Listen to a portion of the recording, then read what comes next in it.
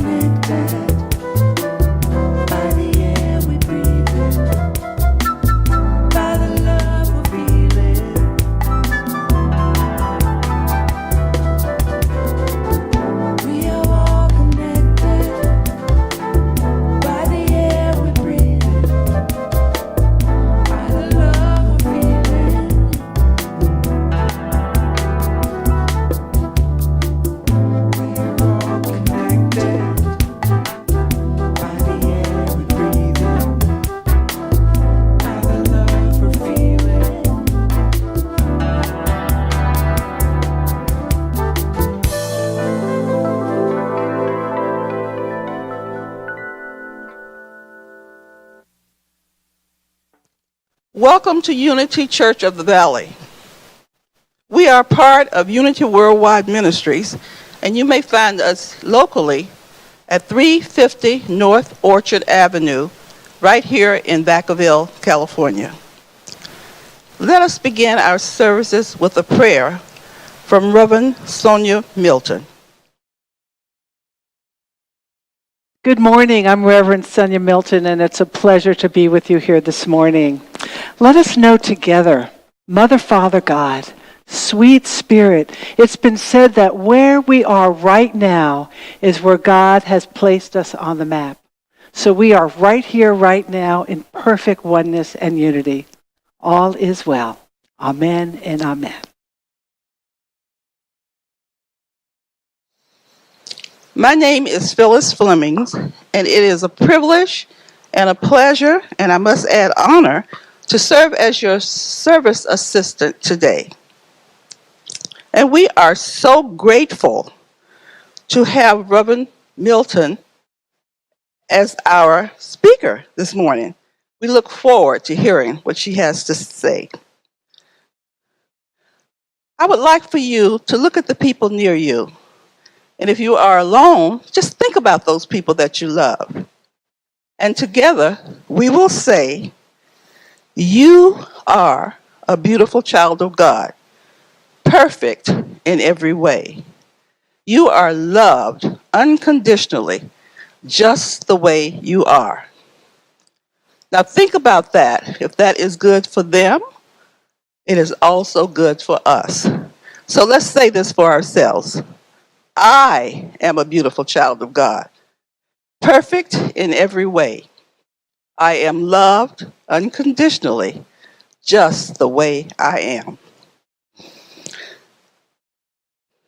Did you know that we have prayer chaplains just waiting to hear from you? They're just an email away, and you may reach them at unityvv@pacbell.net.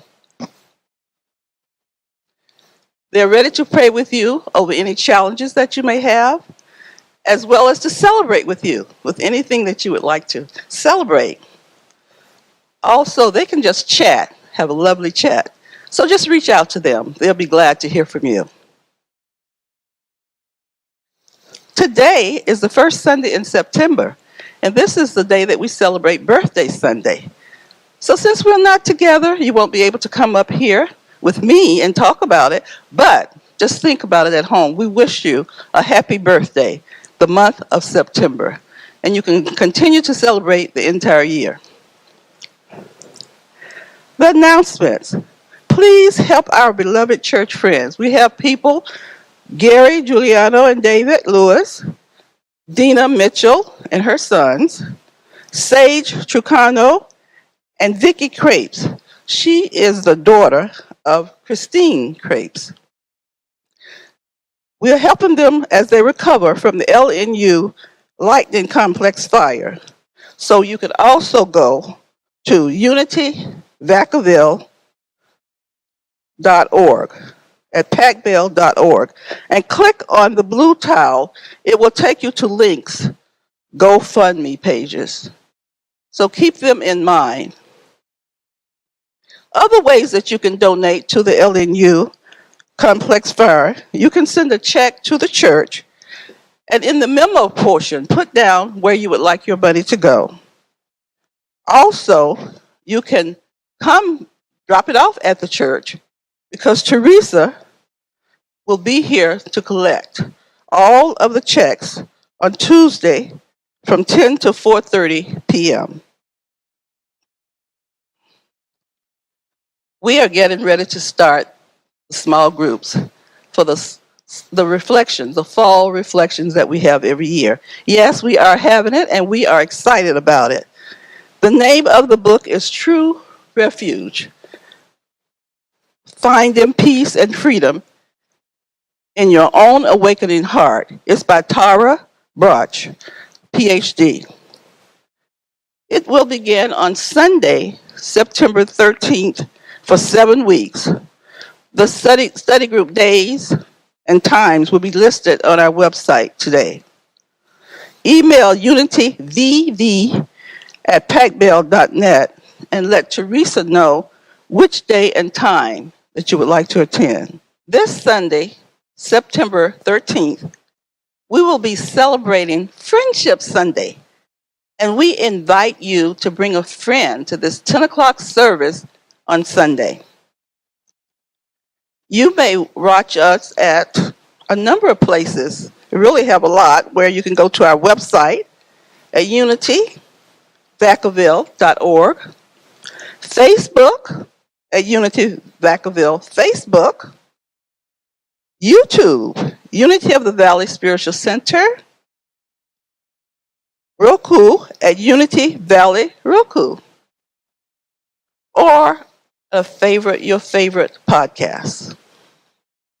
Also, you can tell your friends that come, or even if they're not here today, but make sure that they know that they can also attend our fall reflection.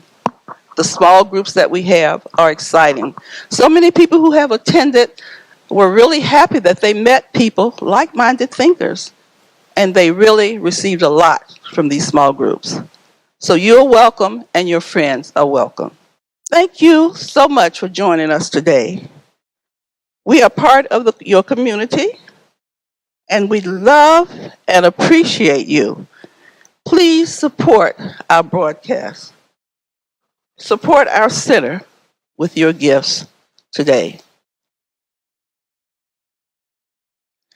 As we center in the morning, let's take a deep breath and repeat the statement of faith together. There is only one presence and one power in the universe and in my life, God the good. It is time.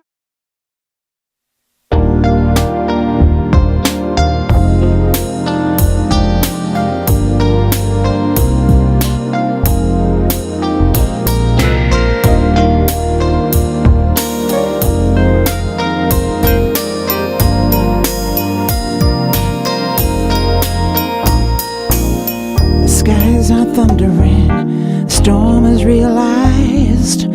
Feeling weakness, I close my eyes. In the middle of a raging wind, my heart knows there's a way to a different scene where I'm stronger.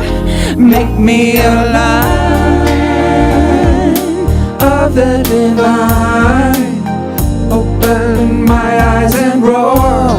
My face is like thine all of the time.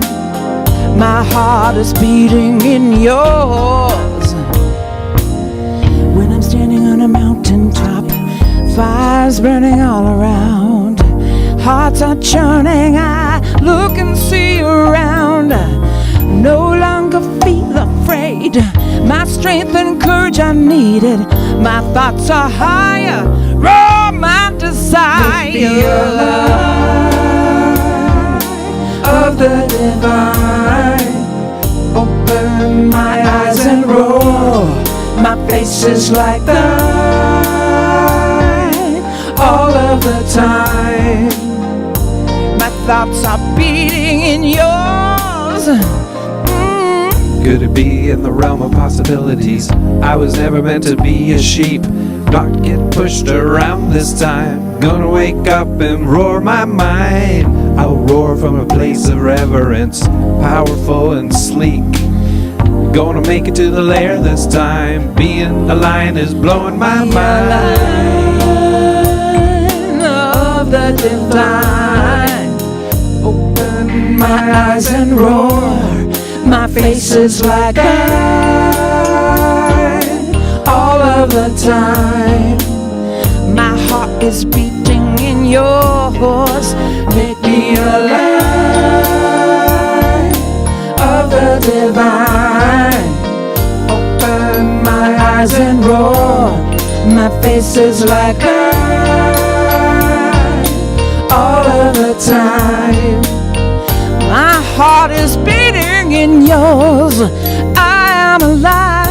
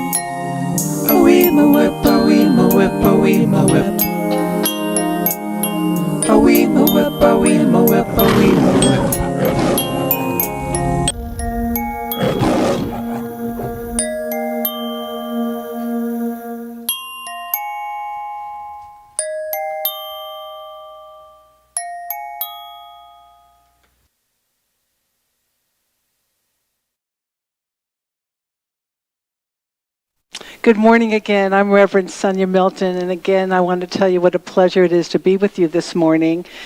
And what I have to say today, and the title of my talk is Yes, in Spite of Everything.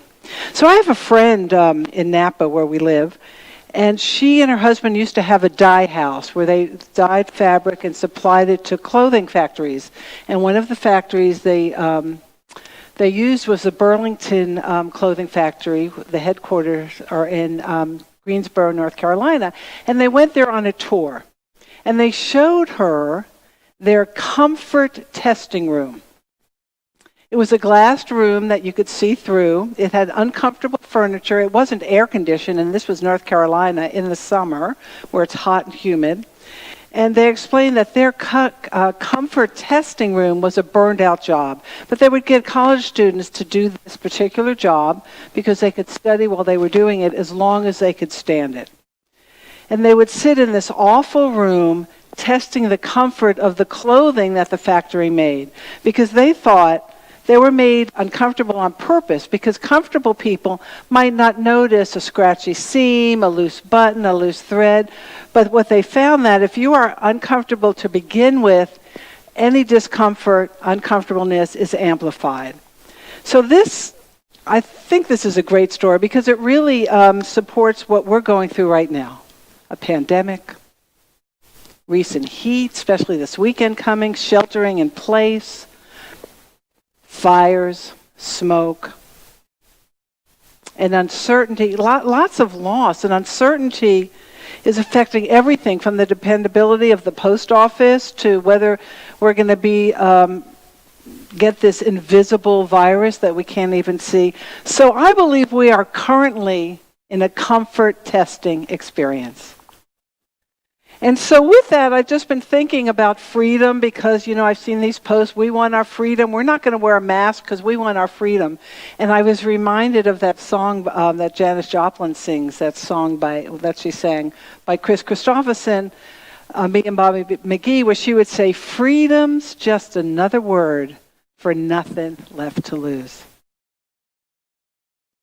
And so to decide whether life is worth living is a very interesting thought. To decide whether life is worth living is to answer a fundamental question of philosophy, wrote Albert Camus in 1942 in his book, The Myth of Sisyphus. To decide whether life is worth living is to answer the fundamental question of philosophy. Everything else is child's play. We must, first of all, answer the question, is life worth living? And sometimes life does ask us and bring us that question, not as a thought experiment, not as something we discuss over a cup of tea or a beer or a glass of wine here in the valley, but as a gauntlet that's hurled with the raw brutality of living. Now, in that same year, in 1947, a 37-year-old Vietnamese neurologist and psychiatrist named Viktor Frankl was taken to Auschwitz, the infamous concentration camp, along with 1 million other human beings robbed of the basic freedom to answer this question for themselves. Is life worth living? Instead, they were deemed unworthy of living. Some of them survived by reading, some of them by humor, some of them just by pure chance, but 100.1 million of them did not. So Frankl himself lost his mother, his father, his brother, his wife. It's been said that his own life was spared by the lightly braided lifeline of chance, choice, and character. Now, a mere 11 months after he survived the unsurvivable, he began giving a series of lectures. A set of lectures that he called, Is Life Worth Living? And he took the material in these lectures and by himself edited them and published them in a small, very potent book, just as he was completing the well-known book so many of us know. I know a lot of us studied it in college. We studied it, of course, in seminary. The book called Man's Search for Meaning. You're probably familiar with it. But originally it was called From Death Camp to Existentialism. I like Man's Search for Meaning, although I'd like men and women's search for meaning, of course. All people, whatever way that you identify yourself. So his main thesis here was that we create our own meaning. It's the last of human freedoms to choose when you're given a particular set of circumstances. Your house might be burning down. You might have the virus. There is this uncertainty. But this other book that he published himself, edited himself, has only recently been available in English. Now remember, he'd come out of the camps, he lost everything.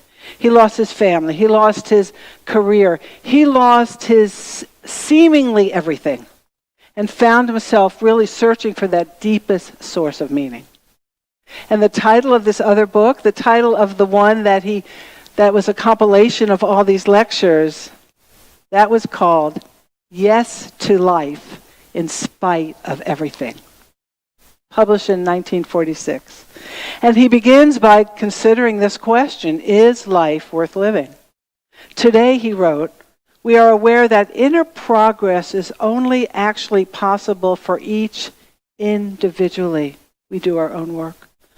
And while the Holocaust, of course, dispirited and disenchanted humanity, he argues that It also demonstrated that what is human is still valid, that it's all a question of the individual human being. And he reflects when looking back on the brutality that he saw and experienced himself, what remained was the person, the human being, and nothing else. He went on to write, everything had fallen away from them during those years. Money, power, fame, nothing was certain anymore. Not health, not happiness, all had been called into question. Vanity, ambition, relationships, everything was reduced to bare existence. Everything that was not essential was melted down. How then, Frankl wonders, how does one find a sense of meaning? The great Indian playwright and philosopher, poet, Rabindranath Tagore, maybe I said it right, who, by the way, was the first non-European to win the Nobel Prize for Literature. He was also Albert Einstein's one-time conversation partner, and they discussed science and spirituality. He wrote this verse, I slept and dreamt that life was joy. I awoke and saw that life was duty. I worked, and behold, duty was joy. So maybe this joy, this byproduct of living is our authenticity and our integrity that arises spontaneously. That it's the goal is the outcome of what we do. The outcome of this fulfillment that he called duty. Once upon a time, a long, long time ago, there was a monastery in a valley surrounded by foothills and hills and mountains. And in this monastery lived monks, and a particular monk, but he felt that he was making no progress at all with his spirituality. He'd been there for years. He felt like nothing was going on for him inwardly. So he decided to leave. And he thought he would go back to his old life as a fisherman. So he set out in the valley with his few things on his back, a walking stick with his sandals. And he hadn't gone very far at all when he stubbed his toe. And it hurt. It was excruciating pain. I mean, he could not even go on. And it was in that moment, so he hadn't gone far at all. In that moment, he had this epiphany, this awakening, that it didn't matter at all where he was. Because it's all happening right now. There's not a geographical cure. It's right here, right now. And so he went back to the monastery. And when he arrives, the monk said to his fellow monks, what happened to you? You made such a stink about nothing happening. And you took off. And he says, it doesn't matter where I am. It's all right now. And that knowing is the most freeing thing possible. When all is taken away, what we have left is how we respond to what comes forward. And I know in my practice over this last period of time, I don't even know how long it's been, right? It's just been, it seems like forever, and it's just been since March, really, that we've had this other experience of living. And then, of course, those of us here in Napa Valley and Vacaville area, we have had also these devastating fires and devastating smoke and heat. And we continue to be called to how do we respond to this now? And again, in my practice, what I've been working with, and thank goodness we all have a practice, that's why we are here in Unity, isn't it? To create and to enhance our practice. I just love it when people say, I can't meditate. And I say, who can? That's why it's a practice. We don't sit there in bliss. We are, and maybe some of us do, and I want to know who that is. Which one of you does that? But what we do get to do is to notice what comes by. Is it a thought? Is it a fear? Is it an odor? Is it a car? Is it a child's voice? Is it my dog barking at the door? And aside, I lead a Zoom meditation every Thursday at 5 o'clock, and people come onto it. And yesterday, or last week, I was in that meditation, and I was just finishing it when my and I do it in my living room, there was a banging on the door, and I tried to, then the doorbell is going, and then there's banging, and then there's the doorbell. And at that point, it was clear to me that was not something to ignore. It was something I had to address. So I said that to my fellow meditators, and I went to the door, and it was the two little girls in masks, 8 and 7, from next door, whose jump rope had gone over the fence into our yard, which to them was like the most serious thing of all. So I sent them back out to the backyard where Hal and our grandson were, and they handled it. But it's like, how do we respond in this moment to what comes to us right now? And how can we continue to stay present in this moment with this breath, with this consciousness, as there's chaos around it? What was something a friend of mine used to say? To find lucidity in the midst of madness. I love that.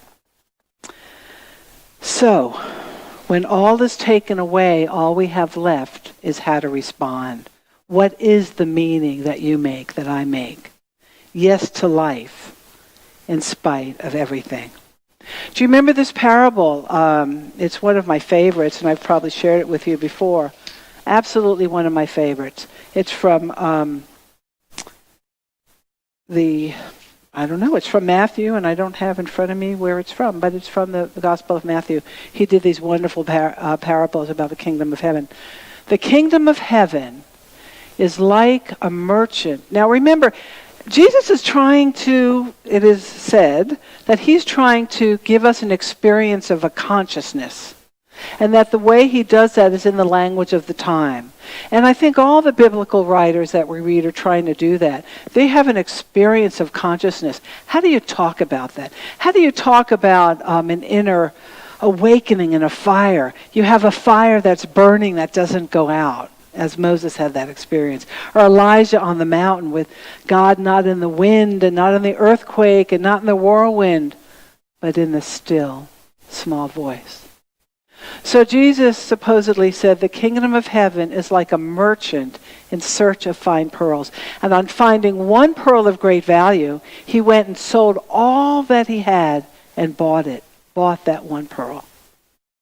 And that pearl, that knowing, what the monk experienced out on the valley floor when he stubbed his toe, the experience we're having in the midst of all the craziness going on in our world today, when we have that awareness of it's all right here, right now, and how I respond is my freedom, it's my truth.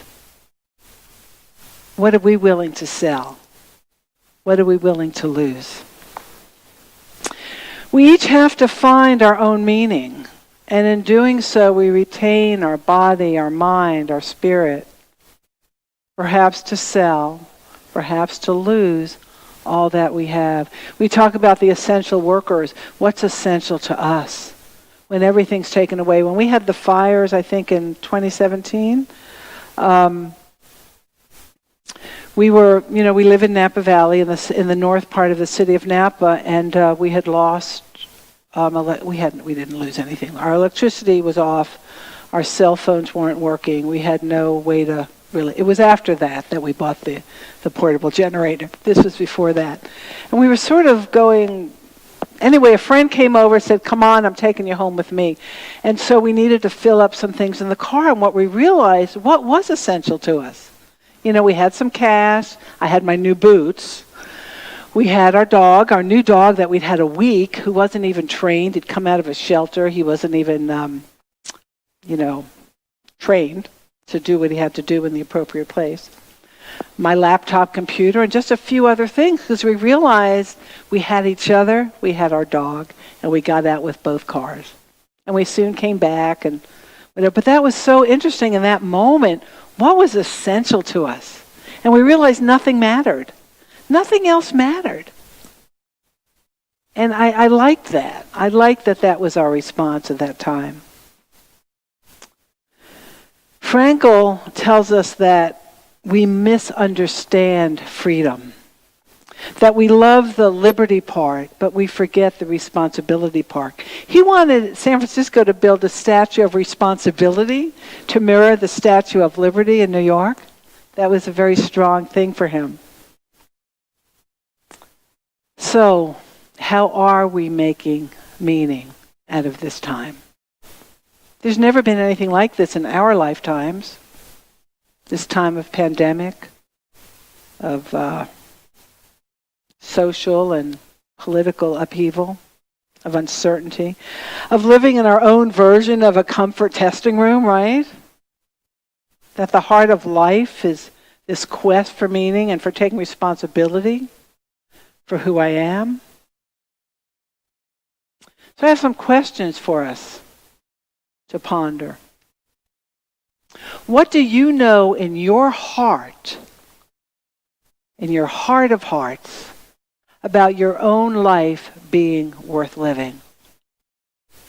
What does that bring up? How do you feel? Do you know that you are worth everything? Or if you listen to some of those voices of others, whether real or imagined, that tell you you're not worth much. And I'm telling you, you are worth everything, for you are a child of God. A child of spirit, a divine being in this incredible universe that we inhabit. And then what's worth holding on to? What's being released either by you consciously or by these current circumstances of living through a pandemic, barely harnessed wildfires, smoky air, a heightened awareness of what social and political justice destroys and creates. Every day there's something new in the news. You know, we got to take a news break every once in a while. How has your lifetime of choices led you to who you are and where you are now? Not that you did it wrong or, not to let go of any, to include it all, to see that progression and that the choices you're able to make now with who you know that you are. And what is left to lose? What is left to lose? And what does that have to do with your inner life, your true soul life, that experience that runs parallel to everyday experiences, to whether you come or go, whether you put your mask on or forget it, whether you're doing your social distancing, washing your hands? Everybody has their own level of comfort at this time, right? And we come up to it and we need to respect that and respect those of us who have the most stringent rules and regulations about how we live during this time of pandemic. Some don't believe it's anything at all. And some of us stay in and don't venture out at all. Where are you on that continuum? And what does that say about who you are? So there's that parallel life, that inner experience, that of you that knows that you know that you know that you know. That of you that is connected cosmically to every living being on the planet. And I love that we've opened up our definitions of who we are. We identify in one gender, we act out another. That all of that is included. All of it. I love that. I just absolutely love that. A yoga friend of mine wrote this little poem and sent it out, and I just wanted to share it with you. In the mists, the smoke of alchemy, we are in legendary times. Being gentle with ourselves and with others is essential right now.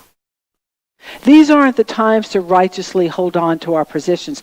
These are times of forgiveness, of holding our beliefs in gentle, loving ways, as we release those beliefs that no longer serve us and others.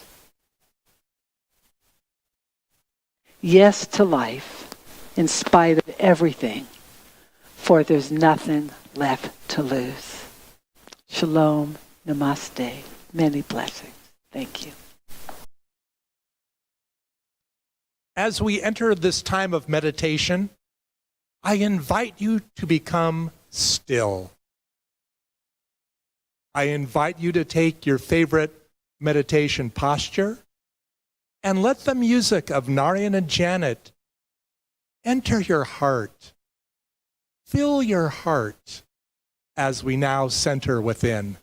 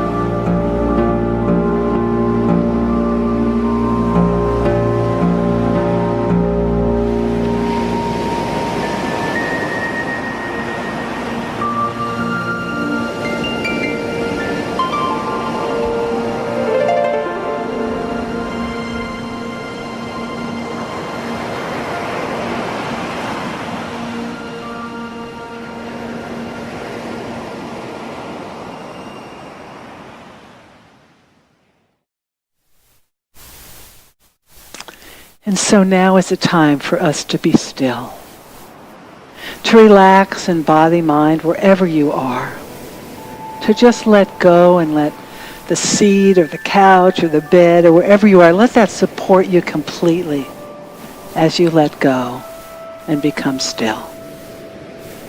To let the breath, that life, that prana, that life force easily flow in and out. Not changing anything, but noticing the in-breath and the out-breath.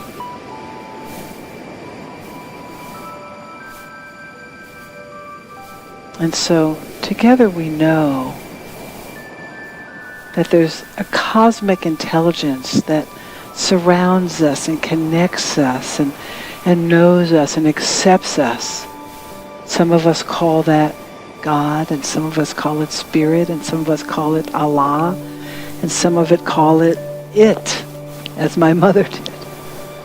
And so this energy, this loving, harmonizing, gentle energy is flowing through you and through me right now, loving you and blessing you and allowing you to be in this moment completely.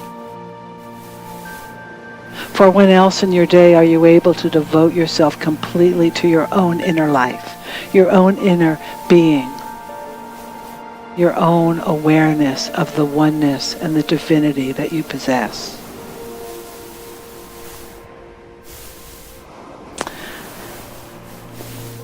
I'm going to share with you some words from Myrtle Fillmore, our Unity co-founder, from her book, How to Let God Help You. Words that are so invitational. Let them seek you and seep into every fiber of your being.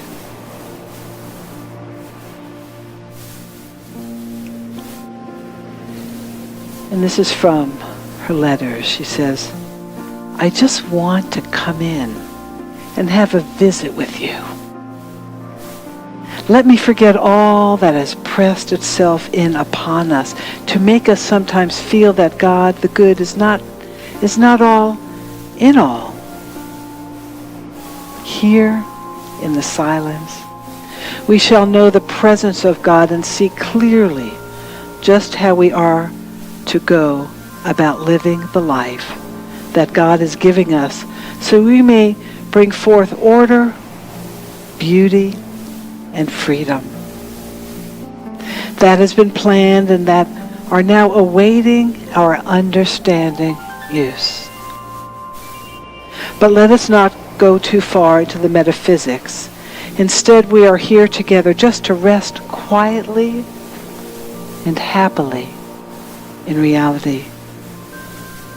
And as we do this, a real transformation will be worked in us and for us. We shall reap the good fruits of our study, our affirmation, our meditation.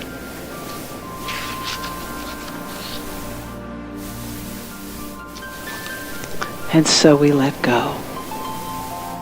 We let go into the silence, into the silence, into the silence.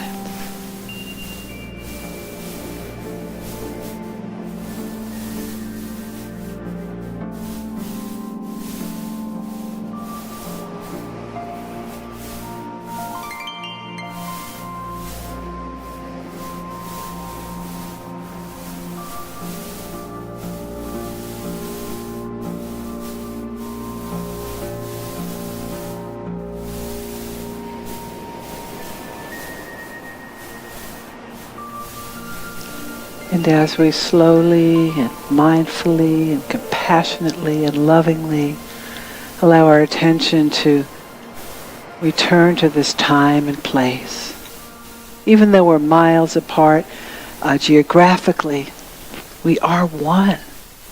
We are one mind, one consciousness, one divinity. And we know that any time we can stop and be still, alone or together, for there's something so wondrous about doing this together. And again from Myrtle, as we continue to be settled and let go. The real purpose of your life is to express the creation of God, to unfold the many departments of your mind, to unfold the many departments of your mind which God has planned for you and which will enable you to know and do it.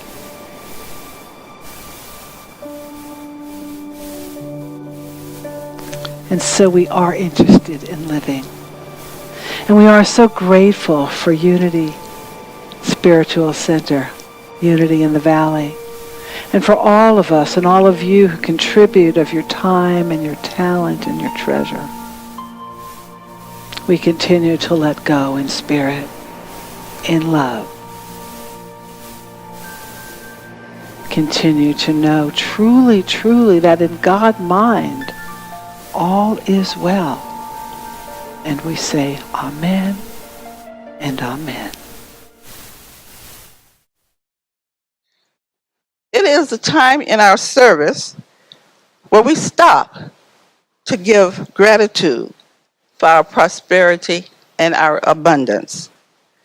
It is a time to remember that we are in a flow of energy for giving and receiving.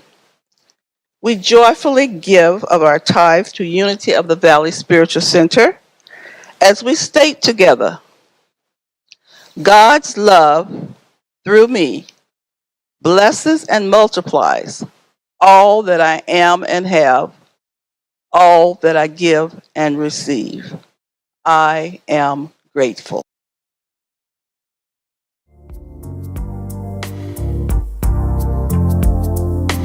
I just wanna thank you for all you bring to me. I just wanna thank you. Your love has set me free. I just wanna thank you for all you bring to me. I just wanna thank you. Your love has set me free. I just wanna thank you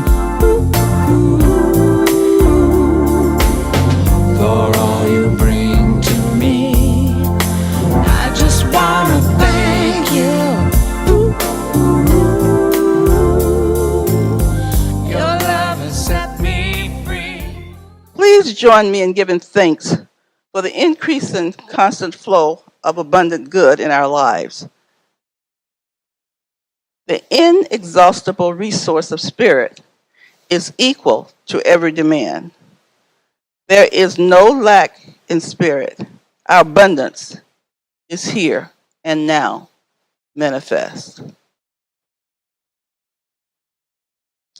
Would you please join me now in singing the peace song?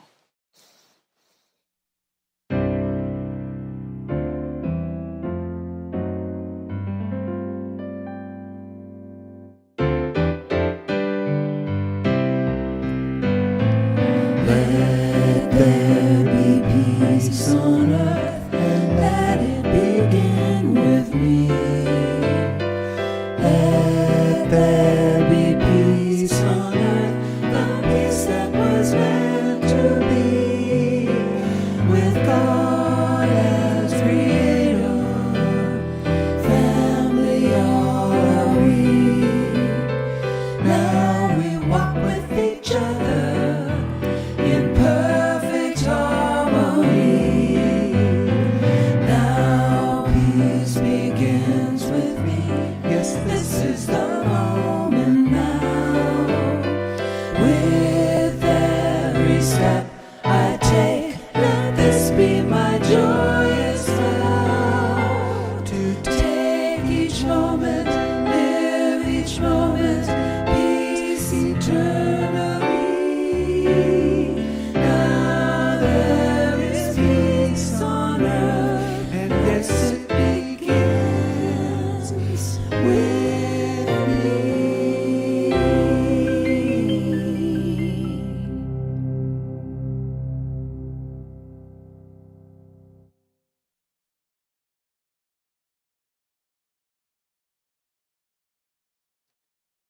please join me in saying the prayer of protection, which always reminds us of who we are and whose we are. The light of God surrounds us. The love of God enfolds us. The power of God protects us. And the presence of God watches over us. Wherever we are, God is.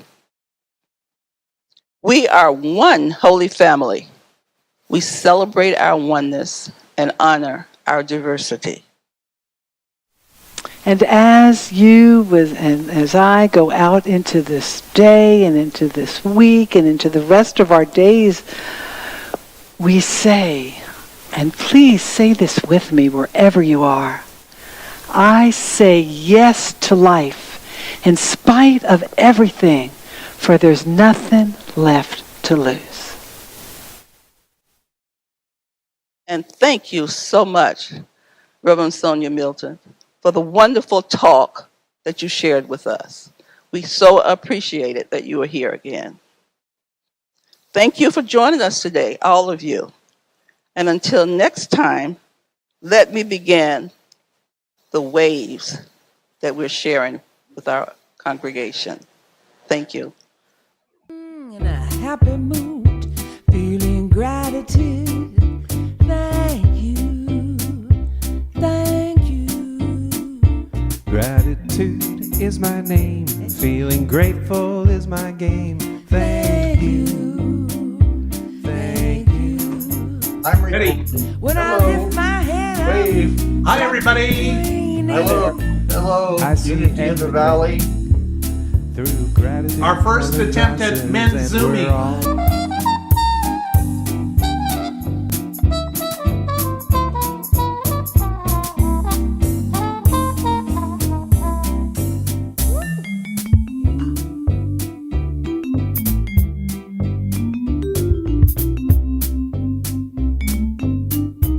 Hello, I love you. Hello. They're all connected. Love you. They're all connected. Miss everybody. By the Be together again soon. I just want to thank. I love the choir.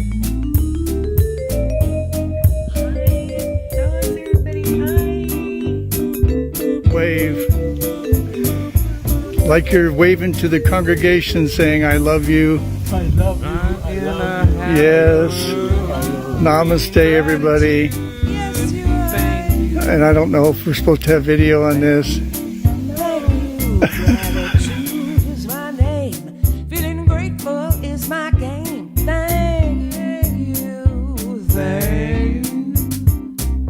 When I lift my head up and stop complaining, I feel everything through gratitude colored glasses, and we're all in this great big sea of bliss. Thank you. So we have to wait for 20 seconds. Send love to everyone out there that you want to send love to. Yeah.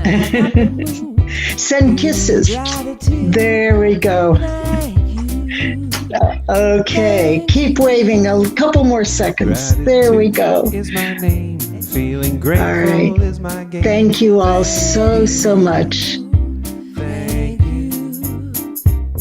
When I lift my head up, stop. Say hi, everybody. Hello, everybody. How are you? How are you? I'm fine. We miss you. Miss you. We miss you. Miss you. We think about you. Think about you. We hold you in our In hearts. my hearts. And we'll see you soon. See you soon. See you soon. I'm see you soon. Bye-bye. Bye, guys. Guys. Mwah. Mwah.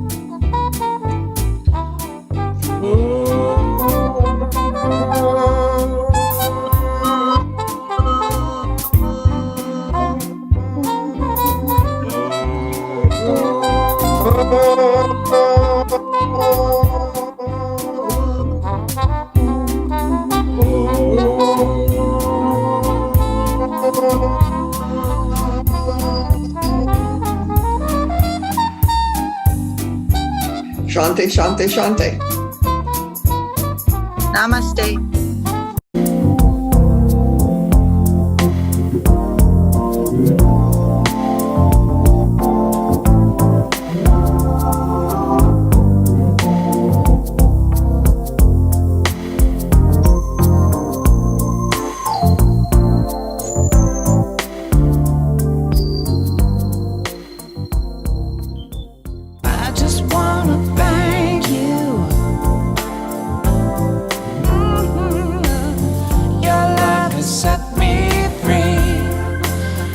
just wanna thank you for all you bring to me. I just wanna thank you. Your love has set me free.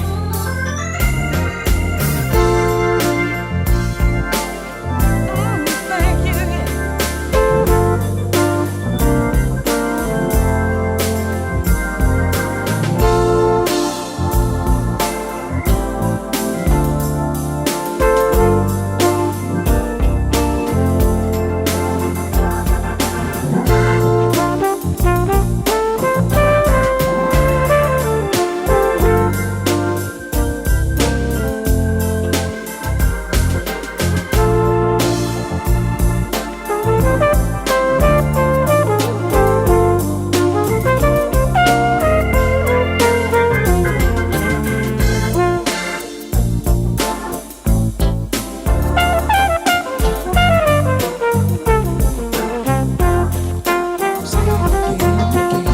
you.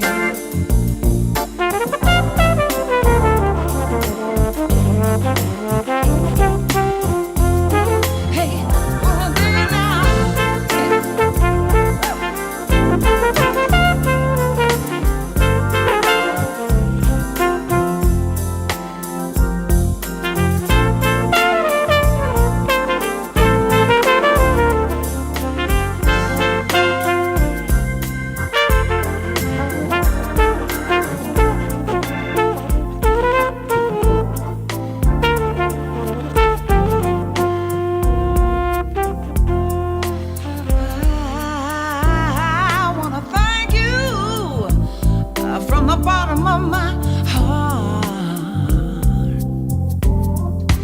I just wanna thank you for all you bring to me. I just wanna thank you. Your love has set me free. Set me free.